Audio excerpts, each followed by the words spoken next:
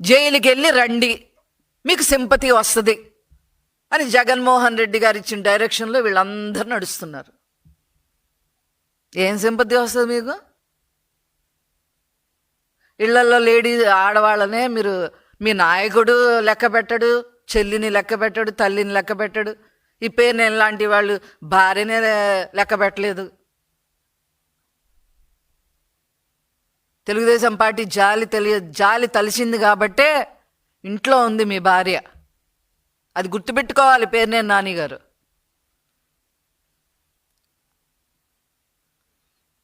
ఇవన్నీ దృష్టిలో పెట్టుకొని మీరు చేసే చిల్లరికి రాజకీయాలు పారవు.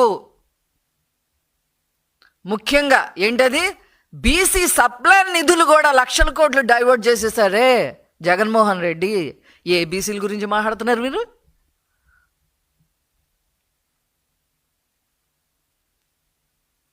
ఇవన్నీ మేము ప్రజల దృష్టికి తీసుకెళ్తాము.